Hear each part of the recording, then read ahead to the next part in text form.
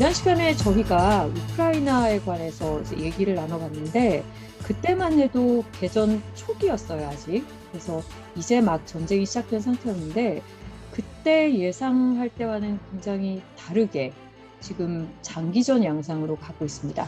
당초에 러시아가 우크라이나 수도 키이우를 함락시키는데 이틀이 걸릴 거라고 예상했다고 미국 정보당국이 밝혔죠. 그런데 이틀이 아니고 지금 2주 넘게 이 전쟁이 가면서 좀 오래 가는 거 아니냐 이런 우려도 높아지고 있는데 시간이 흐르면서 양국뿐만 아니라 이제 다른 주변 나라에까지도 이 전쟁의 여파가 이제 슬슬 가고 있는 분위기입니다.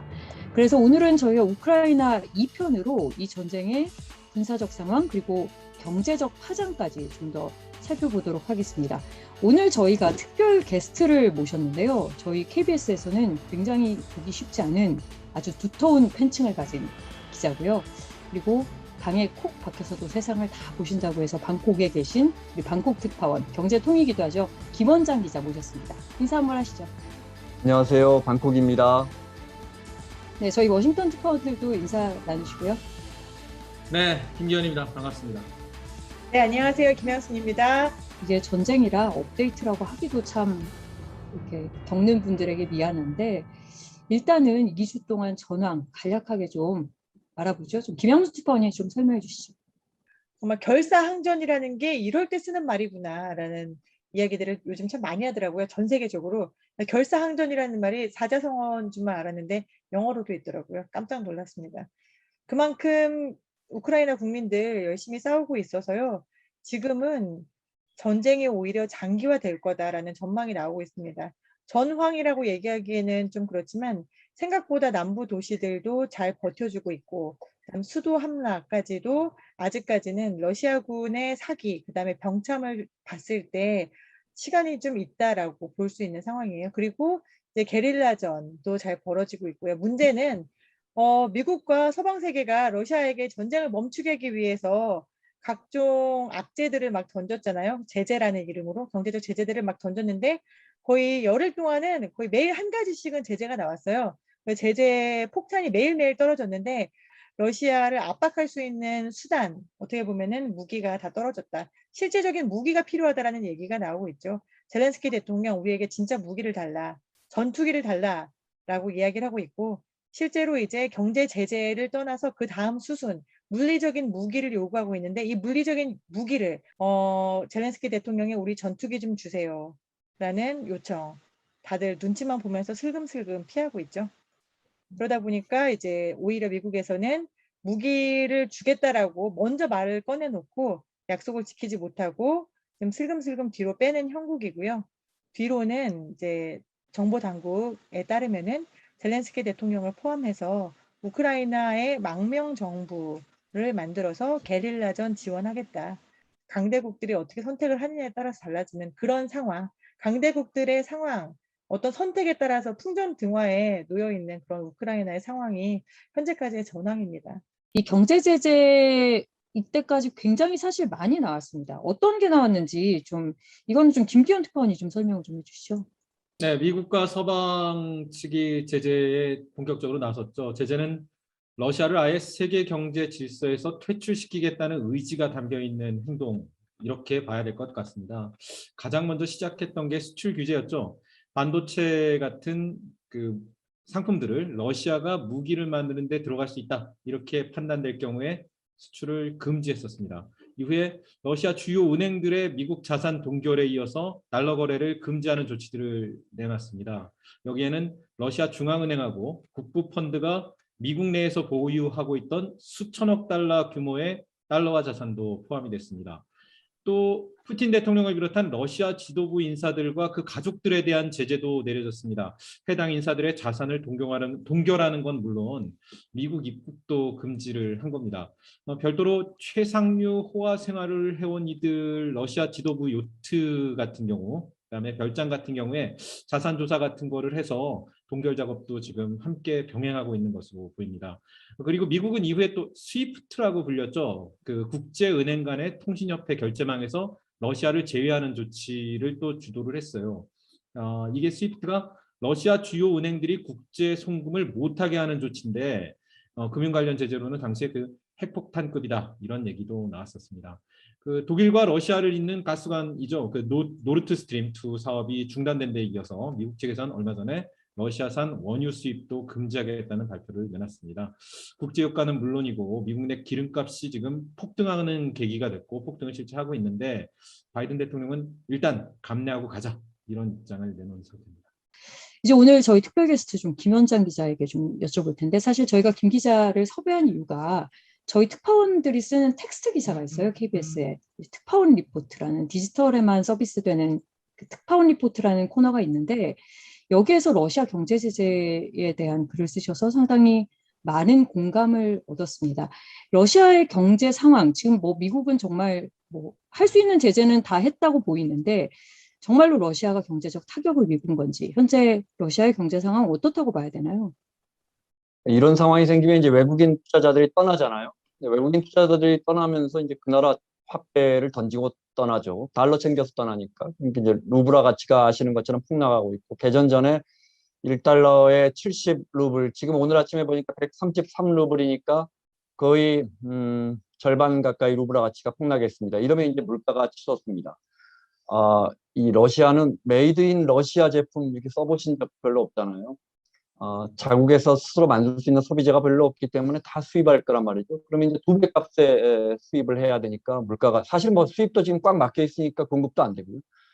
물가가 치솟고 그래서 이제 중앙은행이 기준금리를 9.5%에서 20%로 뭐 이게 사채금리가 아닙니다. 20%로 기준금리를 올렸으니까 시중에 실제 뭐 대출금리 이런 건 40%, 50% 사실상 은행 대출이 막혔습니다. 그러니까 파이낸스가 안 되는 나라. 그러니까 시중에 유통되는 돈으로만 경제가 유지되는 나라. 그러니까 신용 창출이 안 되는 나라가 되버립니다. 그러니까 저는 이 사태의 경제적 관건은 루브라 가치의 추락을 푸틴 대통령이 어느 선에서 막을 수 있느냐가 관건일 것 같아요. 지금도 뭐 정말 필사적으로 막고 있습니다. 뭐 달러 자산의 매각을 아예 금지시켰고요. 뭐 증시 아직도 문 닫고 있고요. 왜냐하면 외국인 투자자가 러시아 기업 주식을 팔면 결국 또 달러로 환전해서 떠나거든요. 그러니까 뭐 그런 식으로 또 뭐 내국인들이 민간 기업들이 달러 살려면 30% 수수료 내라 이런 식으로 해서 아예 달러 매수 주문을 못 하게끔 이렇게 필사적으로 막고 있는 그런 상황입니다. 하지만 루블화는 계속 추락하고 있고 들어오는 달러는 없고 나가는 달러만 있을 테니까 논리적으로는 언젠가 러시아 땅에서 달러는 마르겠죠. 시간 문제입니다. 러시아에서 지금 주민들한테 아예 달러 반출하지 말라고 그렇게까지 얘기를 했다고 하더라고요. 이런 네. 게 좀 효과가 거의 없지 않나요, 사실은? 심지어 러시아 정부가 특정 국가에 대해서 비우호 국가라 해서 우리나라도 포함됐는데 이런 나라와 결제 대금을 할 때는 이제 루블화로 결제하세요 이렇게 했어요. 근데 이게 사실은 납득이 안 되는 조사죠. 왜냐하면 민간기업과 민간기업이 무역 대금을 치르는데 대부분 달러로 결제하는데 러시아 정부가 그걸 왜 나서서 앞으로는 루블화로 하겠습니다. 이렇게 했으니까 그만큼 이제 달러 유출을 막고 루블화 가치 하락을 막겠다는 정말 필사적인 그런 상황인 거죠. 네. 그 김원장 특파원께서 이제 특파원 리포트 우리 기사에 쓰신 그 제목이 제가 아주 인상적이어서 사실 잘 봤는데 3월 16일을 주목해야 된다라고 했습니다. 저희 방송 나가는 시점에서는 사실 이제 얼마 안 남았어요. 3월 16일이 어떤 날이고 이 3월 16일을 주목해야 되는 이유가 뭘까요?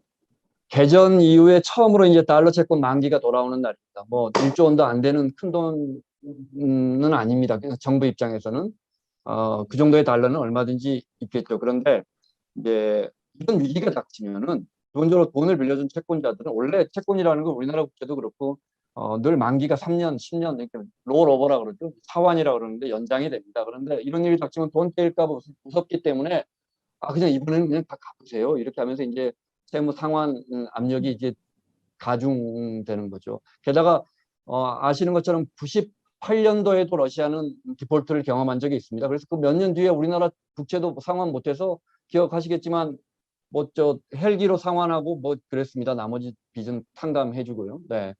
그러니까 이런 상황에서 쓰려고 이제 각 나라가 외환 보유고를 비축해 두고 있는데 한 700조, 800조 우리나라보다 많거든요. 우리나라도 상당히 비축해 놓고 있는데 이제 그래서 이제 외환 보유를 가지고 그 돈으로 국채도 달러 채권도 갚고 또 루브라 가치 추락하면 외환 시장에서 루브라를 계속 사들이는 거죠, 외환 보유. 그래서 루브라 가치 추락을 막는 건데, 그런데 이제 그 3분의 2 외환 보유고의 3분의 2 정도는 다른 나라의 시중은행에 H돼 있다는 거예요. 왜냐하면 러시아 기업들이 신용도가 낮기 때문에 이렇게 교역을 할 때 믿지는 못해요. 그래서 돈 떼이면 차라리 우리가 저 베를린 은행에 무슨 은행에 일치해 놓은 우리 러시아 정부의 달러 채권이 있으니까 그거 담보로 해서 해주세요. 이렇게 하는 거거든요. 그러니까 이란도 스위프트 제대를 마친 적이 있는데 그때도 우리나라 하나은행, 우리은행 이런데 우리나라에만 한 7조 원 정도, 우리 돈 7조 원 정도의 달러를 예치해 놨거든요. 그래서 돈 떼인 우리나라 기업들이 그럼 우리 그거 가져갈게요 하니까 그거 미국 제재 위반이다 이런 논란이 있었는데, 그렇게 해외에 외환 보유고를 많이 예치해 두다 보니까 정작 러시아 외환 보유고 그 곳간 안에는 금하고 중국 채권 그리고 달러는 별로 없더라. 그러니 줄줄이 다가오는 국채 달러 채권 만기를 어떻게 갚을 것이냐 이런 우려가 커지고 있는데, 오히려 정반대로 푸틴 대통령이 일부러 디폴트를 낼 수 있다. 일부러 갚아버리지 않는 거죠. 3월 16일 날. 왜냐하면 우리가 그 나라가 디폴트를 두려워하는 이유는 국가의 신용도가 떨어지고, 그래서 그 나라가 채권 발행이 국채 발행이 안 되고 그 나라 정부가 돈을 융통할 수가 없는 거죠. 그 나라 기업들의 신용도가 떨어져서 교역이 안 되고 사실상 경제가 이렇게 폐쇄되는 그런 상황을 우려하는 건데, 지금 이미 러시아는 그런 상황에 봉착해 있거든요. 그래서 보란 듯이 디폴트를 내버릴 수 있다 해서 신용등급이 지금 글로벌 신용평가사에서 러시아의 신용등급을 거의 정크 상태로 다 떨어뜨려 놓은 지금 그런 상황입니다. 만약 디폴트를 실제로 하게 되면 그럼 어떤 일이 일어나나요? 디폴트 하게 되면 우리는 디폴트 전에 이제 IMF라는 선주에게 돈을 빌려서 채무를 상환했지만, 디폴트 하게 되면 이제 그 나라 국제 발행이 안 됩니다. 아르헨티나 같은 경우에 10몇 년씩 국제 발행이 안 됐었죠. 그리고 이제 그러면 그 나라 기업들 활동은 제대로 되겠습니까? 뭘 믿고 그 나라의 회사채를 누가 인수를 해주겠습니까? 해외 시장에서. 그러니까 사실상 그 나라 안에서 살아야 하는데, 지금 세계 경제가 자국 안에서만 경제 활동을 할 수 있는 나라는 북한 정도밖에 안 되겠죠. 경제라고 할 것도 없는 그런, 사실상 버티기 어려워집니다. 네, 그런데 러시아도 버티기 어렵죠. 디폴트가 나면. 그런데 어느 정도까지 버틸 수 있을까?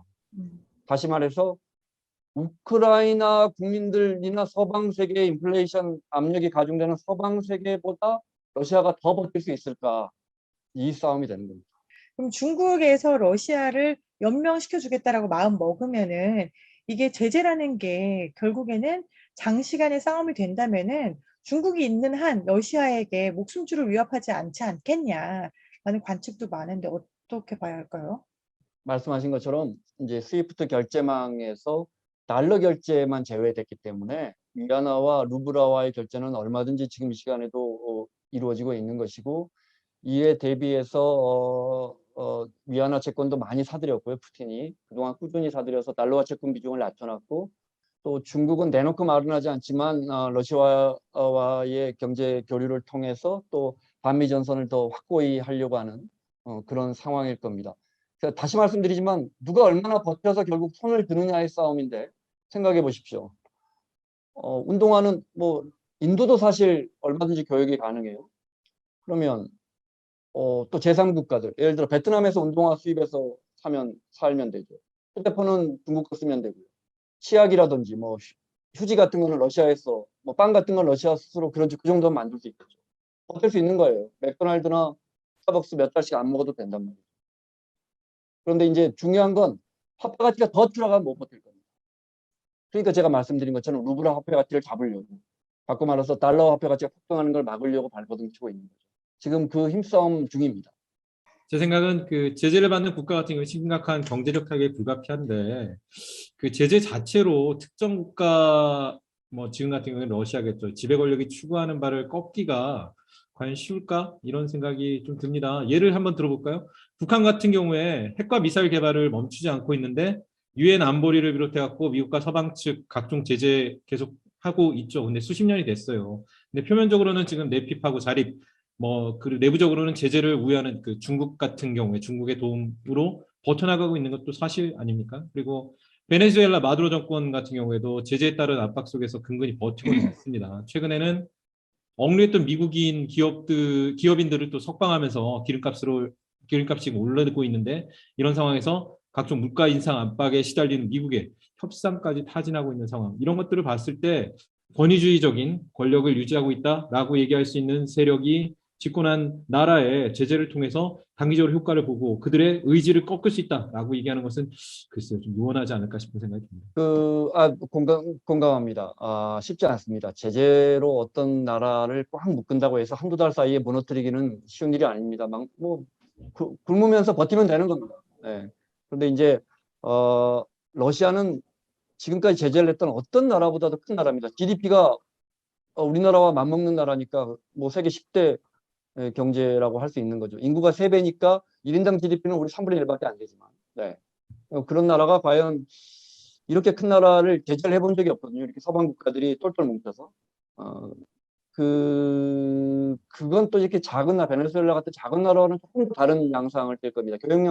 교역량도 상당하고요. 전 세계 교역량의 한 2.5% 정도를 차지하는 나라니까 상당하고. 하지만 말씀하신 것처럼 당장 뭐 채권은 국채 몇 번 못 갚아 디폴트하면서 무너지지는 않을 것이다라는 우려가 커지고 있고, 반대로 그 인플레이션 압력 때문에 오히려 제재를 가한 미국과 서방 국가들에게 그 부담이 역으로 전해지고 있는.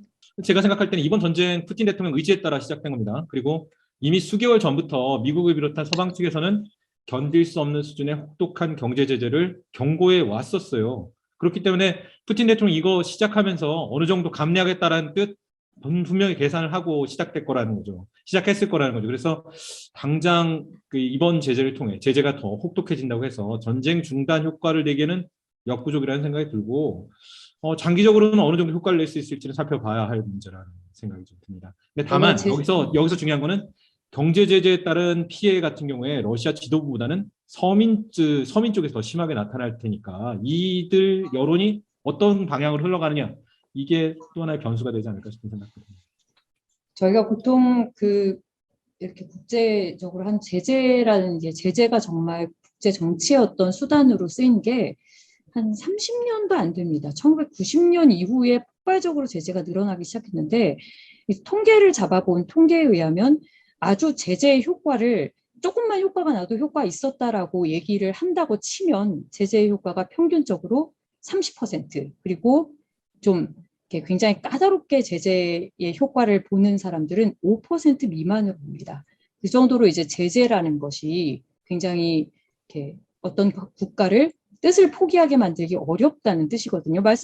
지금 김기현 특파원이 말씀하신 대로 국민들이 똘똘 뭉쳐서 오히려 그 제재를 가하는 쪽에 적대감을 불러일으켜서 오히려 그냥 더 제재를 잘 버티게 만드는 이런 효과들도 있기 때문에, 그런 심리적까지 감안하면은 그렇게 효과가 작다고는 하지만, 문제는 러시아같이 큰 나라, 러시아같이 대국이라고 일컬어지는 나라의 제재를 서방 세계들이 똘똘 뭉쳐서 해본 적은 없기 때문에, 그래서 이걸 지금 굉장히 어떻게 보면 경제적 실험 혹은 정치적 실험이라고 하고, 그리고 아무도 모르는, 심지어는 바이든 대통령도 기자회견할 때 제재 효과가 있겠느냐라고 물어보니까 나도 모른다라고 대답을 했었죠. 그런 상황입니다. 그래서 아까 지금 처음에 김영순 특파원이 말씀하신 것처럼 이제 경제 제재가 당장의 성과가 안 나오니까 급해지잖아요. 빨리 전쟁은 끝나야겠고. 그러니까 우크라이나 내부에서, 그리고 다른 몇몇 서방 국가들이 요구하는 것이 군사적 지원입니다. 이 군사적 지원을 모색하자고 하는데, 지금 경제 제재할 때는 그래도 동참하는 국가들이 많았는데 군사 지원은 별로 동참하는 국가들이 많지 않아요. 서로 간의 의견이 다 갈리고. 이 군사 지원 얘기는 지금 어떻게 얘기가 오가고 있나요? 김영수 특파원 좀 더 자세하게 설명해 주시죠. 일단은 두 가지입니다. 하나는 이제 비행 금지 구역 지정해 달라는 거예요. 젤렌스키 대통령이 거의 울먹울먹하면서 우리 비행 금지 구역 지정해 달라고 했고, 우크라이나 전 국회의원이 여기 미국 MSNBC 방송이랑 인터뷰를 하면서 거의 오열을 하더라고요. 왜냐면 이제 마리우폴에 산부인과가 지금 폭격을 당했잖아요. 마리우폴에 있는 병원 산부인과가 폭격을 당해서 아기들이 정말 거의 6살 아이가 직접 폭격을 맞아가지고 죽어 있는 이런 상황들을 직접 보고 있는 사람들 입장에서는 가슴이 미어지겠죠. 비행 금지 구역 지정해 달라라고 계속 얘기하고 일반인들은 저한테 물어보는 사람들도 있어요. 아니 그거 비행 금지 구역 지정하는 게 왜 어렵냐? 그냥 비행 금지하면 되는 거 아니냐?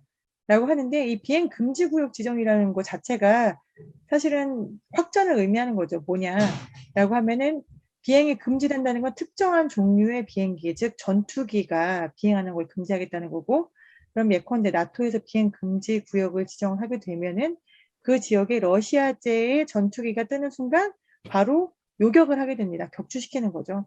러시아제 전투기가 격추되면은 어떻게 되겠어요? 바로 전쟁이 시작된다. 즉 비행 금지 구역을 지정하는 순간 이거는 세계대전이다라는 것을 이미 기억을 하고 있는 거죠. 바이든만 하더라도 할아버지잖아요. 유럽과 그다음에 미국의 이 지도자들은 아직까지 2차 세계대전의 기억을 가지고 있어요. 그렇기 때문에 아 이건 어려운데 라고 하는 게 하나가 있고 두 번째는 전투기 지원입니다. 자 비행 금지 구역 지정 못하겠으면은 그냥 우리 싸울게. 우리 싸울 테니까 전투기 줘. 근데 전투기를 주는 것도 똑같은 문제의 시작이 됩니다. 전투기를 폴란드에게 이제 주라고 미국이 열심히 작업을 했죠. 그것도 이제 미국의 새로운 신형 전투기를 줄 테니까 너희가 가지고 있는 구소련, 러시아제 미그기를 줘라고 굉장히 막 교묘하게 머리를 열심히 썼어요. 머리를 열심히 썼는데 폴란드는 곰곰이 생각해 보니까 이 전투기를 이렇게 끌고 갈 수는 없잖아요. 아니면 차에 실어가지고 밀고 갈 수는 없어요. 누가 운전을 해서 가야 됩니다. 운전을 해서 가야 돼 전투기를 몰고 가는 순간 격추당할 위험이 있는 거죠. 그럼 어떻게 되죠? 역시 전쟁의 시작입니다. 그래서 폴란드가 또 꾀를 냈죠. 우리가 지금 상황이 안 좋으니까 전투기 지원할게 대신에 우리가 직접 못해. 우리가 이 전투기 구소련의 러시아제의 미국이 미국한테 줄게. 그럼 미국 너네가 우크라이나한테 줘. 이렇게 또 꾀를 쓴 거예요. 근데 이 꾀를 폴란드는 열심히 머리를 짜냈는데 미국 입장에서 보기에는 얼척이 없는 거죠. 뭐? 지금 우리 보고 전쟁을 시작하는 국가가 되라는 거야? 그때 이제 폴란드는 어떻게 하고 있죠? 나토가 공동으로 보내자. 나토가 다 함께 우리가 이 책임을 짊어지면 어떻겠니? 하지만 역시 나토의 수많은 국가들, 이제 독일을 포함한 다른 국가들은 아 그러면 이거는 확전인데 우리가 전쟁을 시작해야 되는 건가? 라는 것 때문에 멈칫하고 있는 겁니다. 전투기, 그 다음에 비행 금지구역뿐만이 아니에요. 지금 지상에서 일어나고 있는 전쟁에도 마찬가지입니다. 당장 가장 가까이 있는 폴란드, 헝가리, 루마니아에서 헝가리는 우리 전쟁 물자 지원 못해. 우리 국경은 내줄 수 없어. 라고 내줬어요. 왜냐하면 헝가리 지도자는 러시아와 친하니까요. 그 뒷감당을 할 수 없다는 거죠. 지금 손들고 무기 보내주고 있는 거는 폴란드밖에 없어요. 폴란드, 우크라이나에서 매우 멉니다. 그러다 보니까 전쟁 물자가 제대로 가지 않고 있는 거고 우크라이나는 계속 군사 지원해달라. 장기화 될수록 군사 물품은 더 필요하다라고 하고 있지만 요원한 상황입니다. 미국은 전쟁을 많이 하는 나라잖아요. 그 예전에 기억이 굉장히 크죠. 자국민들을 전쟁에 20년짜리 전쟁, 10년짜리 전쟁에 보내서 아까운 우리의 청년들을 죽였다. 그리고 그런 비판들이 뭐 그냥 좀 얕게 보면 어떤 정부의 지지율로 나타나서 뭐 정치적으로 영향을 미치는 것도 있고 뭐 아주 인도적으로만 봐도 당장 자국 국민, 내 아들, 딸, 뭐 내 형제가 죽는 거를 보는 것보다는 저 멀리 있는 사람들이 죽는 게 좀 무딜 수밖에 없죠, 사람들이. 그런 어떤 리스크를 지고 싶지 않은 겁니다. 그리고 특히 미국의 뭐 바이든 대통령 외교 쪽으로 경력이 30년이나 되는 의원 생활을 했는데 그런 걸 오래 보면서 두 가지 측면을 다 고려하지 않을 수 없겠죠. 당연히 우리 청년들이 가서 죽는 것은 최대한 막아야 된다. 그러니까 경제 제재를 정말 왕창 투입해가지고 어떻게든 그냥 사람이 가서 죽는 건 막아보자. 뭐 이런 생각을 할 거고 그건 폴란드의 장관도 마찬가지고 다 일단은 자국 국민 먼저 생각을 하게 돼 있는 거예요. 우크라이나가 저렇게 울부짖으면서 우리한테 전투기 달라, 뭐 그다음에 우리한테 무기 지원해 달라, 대공방어 막아달라 이렇게 하는 것도 자국 국민들을 생각해서고 그래서 참 어떻게 보면 나쁘다고 할 수는 없는데 또 너무 냉정한 것 같고 그런 상황들이 지금 계속 반복이 되고 있는 거죠. 그래서 사실은 전쟁이라는 것이 정말 사람의 비정함과 또 어떻게 보면 그런 냉정함을 동시에 이렇게 볼 수 있는 어떻게 보면 또 따뜻한 점을 볼 수도 있고 그런 좀 안타까운 일이 되는데 저희가 이제 군사 지원 뭐 어렵다는 얘기는 했고 이제 조금 돌려서 조금 저희도 냉정하긴 합니다만 우리나라에 미치는 영향을 조금 생각을 해봤으면 좋겠어요. 뭐 아무래도 이제 군사보다는 경제 쪽에 많이 될 텐데 지금의 이 전쟁 우리나라에 좀 만약 더 장기화된다고 하면 어떤 영향을 미치게 될까요? 아프가니스탄에서 철수하는 과정, 물론 이전 오바마 행정부에서 결정됐다고 하더라도 그 철수하는 과정에서 미국인들이 다른 나라의 군사적 개입을 하는 건 정말 정말 부질없는 것이구나라고 깨닫고 있는 순간에 이런 일이 일어났다는 거. 그다음 사실 역사적으로 봐도 뭐 성공한 개입은 정말 대한민국밖에 한국전밖에 없었다는 거 아니에요? 베트남전, 뭐 수많은 이라크전. 관찰자로서 보기에 정말 필요한 전쟁에 개입했는가? 그렇지 않은 전쟁에 개입하고 전쟁할 때마다 뭐 1조 달러, 2조 달러씩 쓰고 수많은 미국 젊은이들이 가서 죽고 그러다가 정말 이렇게 명분 없는 전쟁에는 막상 개입을 못하고 있는 게 아닌가. 뭐 그런 생각도 듭니다. 우리나라에 미치는 영향.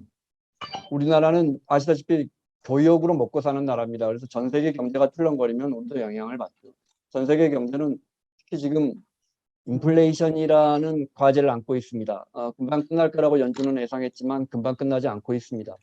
그 와중에 이 인플레이션의 원인은 아시다시피 공급 대란입니다. 뭘 만들어내고 원자재나 에너지를 생산하는 기관에서 제때 그것을 공급해 주지 못하고 있는 겁니다. 그래서 물가가 치솟고 있습니다. 20년, 30년 만에 최고치를 치닫고 있는데 그런데 게다가 거기에 곡물을 수출하고 자원을 수출하고 특히 천연가스나 석유를 수출하는 러시아가 이렇게 꽁꽁 수출이 묶이게 된다면 그는 전 세계의 인플레이션의 압력을 가중시키는 영향을 줄 것이고 그 영향은 우리에게도 올 겁니다. 하지만 우리가 받는 영향이 정말 지대할까? 그렇게 보는 시각은 많지 않은 것 같습니다. 러시아라는 나라 자체가 우리하고는 많이 밀접한 뭐 중국이나 일본, 뭐 베트남처럼 밀접한 관계가 있지 않고 과거에 러시아 디폴트 때도 물론이었지만 10여 년 전에 피그스라는 뭐 포르투갈, 이탈리아, 그리스, 스페인 모라토리움 갈 때도 보면 기억하시겠지만 뭐 우리 등치가 좀 출렁거렸을 뿐 우리 경제에 미치는 영향은 크지 않았거든요. 그 나라도 굉장히 뭐 경제 규모가 큰 나라인데 그래서 당장 우리 경제가 뭐 타격을 받을 일은 없을 것 같습니다. 하지만 아시다시피 모든 세계 경제는 연결돼 있고 모든 지정학적 위기는 결국 우리에게 영향을 미칩니다. 제가 자주 예로 드는 게 9.11입니다. 2001년도에 9.11 터지고 미국은 기준금리를 6%에서 1%로 끌어내립니다. 그러면서 5년, 6년 동안 유동성이 확대되면서 전 세계 자산시장이 오르면서 우리 집값도 뭐 2배씩 올랐죠. 그러다 2006년, 2007년 서브프라임 모기지, 그다음에 글로벌 금융위기 맞으면서 우리 경제도 정말 큰 충격을 받았죠. 다 연결돼 있습니다. 그래서 장기적으로는 지금의 사태가 우리에게 어떤 영향을 줄지 결코 모든 지정학적 사태는 남의 일이 아닙니다. 그 경제적인 얘기는 김 원장 특파원이 다 얘기를 해주신 것 같고요. 저는 미국의 태도가 미칠 대외정책의 측면을 한번 생각해봤으면 좋겠다는 느낌이 듭니다. 그 미국 대외정책 거두로 통하는 헨리 키신저가 8년 전에 자신의 서 세계질서라는 책에서요. 러시아를 표현을 했는데 표트르 대제부터 블라디미르 푸틴에 이르기까지 주변 상황은 달라졌지만 놀라울 정도로 한결같은 리듬을 계속 갖고 있다. 이렇게 얘기를 했습니다. 제국으로서 러시아의 정체성과 함께 유럽에 대한 견제쯤이 아니었을까 싶습니다. 냉전 이후에 약해졌다고 여겨졌던 러시아는 사실 우크라이나 전쟁을 계기로 서방 측이 군사적 충돌을 두려워해야 할 강대국으로 여전히 남아있다는 걸로 드러났습니다. 근데 우크라이나 국민 다수의 가슴 속에 민주주의가 새겨져 있는데 그런 신념에도 불구하고 유럽의 확장 역시 어느 정도 저지될 가능성이 높아 보인다. 그런데 여기서 주목해야 될 건 북한이라는 데가 지금 현재 또 떠오르는 화두가 되고 있죠. 과연 미국이 북한이 도발을 감행할 경우에 러시아와 비슷한 전략을 구사할 것인가? 이런 고민이 좀 들어요. 실제 주목해 볼 사안이 있죠. 미국 정부가 최근 북한의 계속된 미사일 발사와 관련해서 대륙간 탄도미사일 ICBM 관련 시스템이 적용됐다며 추가 제재를 하겠다고 했죠. 그리고 근데 김정은 국무위원장은 여기에 발사장, ICBM 발사장이죠. 확장 공사를 지시하면서 위기에 기름을 부었습니다. 북한이 조만간 ICBM을 다시 발사할 가능성이 현실화되는 모습입니다. 북한 다음 달 15일 김일성 주석 생일, 이른바 태양절이죠. 해당 시기에 맞춰서 발사가 이루어진다면 이는 북미가 1차 정상회담에서 합의했던 레드라인을 분명히 넘어서는 겁니다. 북미 간의 긴장 상황이 말폭탄을 주고받았던 2017년 후반기로 되돌아가는 걸 의미합니다. 미국에선 본토를 타격할 수 있는 미사일이 다시 발사됐다. 이거 미국인들에게는 어떤 방식으로든 막아야 할 위협으로 간주될 겁니다. 이럴 때 미국이 북한을 상대로도 러시아와 마찬가지로 경제 제재와 도발 자재 촉구 정도로 머무를 수 있을까요? 사실 아직까지 변수가 워낙 많은 문제라서 지켜봐야 될 문제일 것 같긴 합니다. 다만 한국 정부의 역할은 꽤나 중요해 보입니다. 이번에 러시아 제재에 굉장히 적극적으로 동참한 게 사실 일본이거든요. 미국이 뭐 하면 일본은 늘 깃발 들고 일본으로 쫓아가는 건 맞아요. 맞는데 이번엔 일본이 굉장히 적극적으로 독자적으로 수출 제재도 먼저 하고, 그다음에 스위프트도 빨리 하고, 굉장히 보조를 거의 정확하게 동시에 맞춰간다는 느낌이었는데, 얼마 전 쿼드 정상회의 끝나고 나서 화상회담 끝나고 나서 일본 쪽에서 나온 기사를 보니까 약간 감이 잡히더라고요. 일본 쪽에서는 중국이 같은 일을 했을 때, 일본도 비슷한 두려움이 있는 거예요. 중국이 같은 일을 했을 때 미국이 우리에게 어떻게 해줄 것인가. 우리는 러시아에게 경고해야 된다. 한 번 이런 일을 벌이면은 거기에 대해서 국제사회가 너에게 주는 대가는 장난 아닐 거야. 라는 경고장을 이번에 러시아에게 확실하게 보여줘야지 중국이 그런 일을 저지르지 않을 거야. 그런 경고장의 의미로 지금 전 세계가 영국, 프랑스, 독일, 또 일본, 호주, 이른바 미국과 서방세계라는 나라들이 모이고 있는데, 우리나라의 지도자는 앞으로 이 국제질서, 이 외교 무대 어떻게 헤쳐나갈까? 새 대통령에게 조언해달라고 하고 미국의 싱크탱크 관계자들하고 뭐 한국 대사들 해서 몇 분에게 인터뷰를 했어요. 근데 그중에 이제 한 분이 이런 얘기 하더라고요. 너네 그동안 굉장히 스페이시한 외교 해왔지? 우리가 그런 얘기 많이 했잖아요. 우리는 독자적인 룸이 있다. 우리가 중국도 같이 중요한 나라고 미국도 중요한 나라에 우리에게 룸을 줘라고 얘기를 많이 했는데 그 얘기를 하더라고요. 더 이상 그 스페이스 없을 거야. 잘 됐으면 좋겠습니다. 네, 지금 우크라이나 사태에 대해서 저희가 뭐 지난번에 이어서 이번에도 쭉 이렇게 같이 얘기를 나눠봤는데 사실 답답한 상황이죠. 이게 언제 끝날까, 장기화 될까 안 될까에 대해서도 지금 엇갈린 전망이 나오고 있습니다. 조금 희망 섞인 전망을 하는 쪽에서는요, 우크라이나가 나토 가입에 대해서 전쟁 전만큼 그렇게 열망을 막 표출하지는 않는다. 그리고 러시아 자체도 뭐 신나치라고 부르던 그런 우크라이나 정권 전복시키려는 시도가 있었는데 그런 시도 자체는 조금 꺾인 것 같다. 그러니까 조금 출구를 서로 모색하려는 게 아니냐.